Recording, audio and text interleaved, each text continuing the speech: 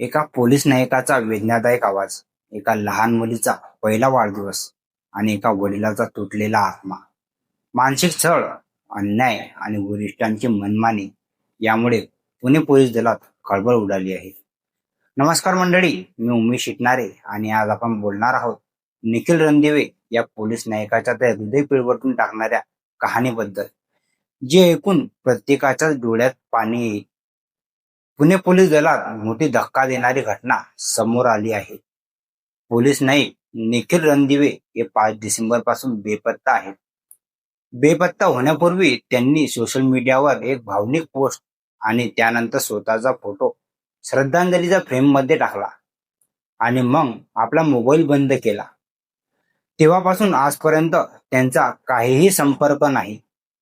निखिल रणदिवे यांच्या मुलीचा पहिला वाढदिवस होता, जो एका वडिलांसाठी किती खास असतो याची कल्पना तुम्ही करू शकता. मात्र त्याच दिवशी त्यांनी लिहिलं, बाळा, आज तुझा पहिला वाढदिवस. खूप छान साजरा करायचा होता, पण मी पोलीस खात्यात नोकरीला आहे. इथे वरिष्ठांची मनमानी चालते. दीदी, हा तुझा पहिला आणि कदाचित माझ्या आयुष्यातील शेवटचा वाढदिवस. तुला वाढदिवसाच्या शुभेच्छा बाळा. ही पोस्ट वाचून अनेकांचे अश्रू रोखले जाऊ शकत नाही.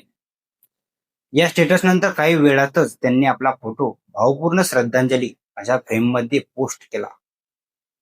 हे पाहता संपूर्ण पोलीस दलात खळबळ उडाली. निखिल रणदिवे यांनी 4 डिसेंबरला वरिष्ठ अधिकारी बापूराव तडस यांना ईमेल पाठवला होता. या ईमेलमध्ये त्यांनी स्पष्ट लिहिले, यवत पोलीस ठाण्यातील पोलीस निरीक्षक नारायण देशमुख गेल्या वर्षभरापासून त्यांचा मानसिक छळ करत आहेत, रजा नाकारत आहेत, बदली रोखत आहेत आणि या त्रासाला कंटाळून मी आत्महत्या करत आहे, असे हे ईमेलमध्ये नमूद असल्याची माहिती समोर आली आहे. निखिल रणदिवे यांचा कोणताही ठावठिकाणा लागत नसल्याने पुणे पोलिसांनी 5 पथके तयार केली आहेत. त्यांना शोधण्यासाठी सतत प्रयत्न सुरू आहेत. एका वर्दीतील जवानाने असं पाऊल उचलावं की आपण समाज म्हणून अपयश नाही का? वर्दी घालणारा माणूसही माणूसच असतो. त्यालाही भावना असतात, कुटुंब असतं, आयुष्य असतं. निखिल रणदिवे कुठे आहेत? ते सुरक्षित आहेत का? त्यांना न्याय मिळेल का? की ही कहाणीही अनेक संकटग्रस्त पोलिसांप्रमाणे दुर्लक्षित होईल? या प्रकरणाचा तपास सुरू आहे. आम्ही या प्रकरणातील प्रत्येक अपडेट तुम्हाला पोहोचवत राहू. पण एक गोष्ट लक्षात ठेवा, एक वर्दीतील सैनिक तुटला म्हणजे देशाचाही एक आधार तुटतो. प्रार्थना करूया निखिल रणदिवे लवकर सुरक्षित सापडोत.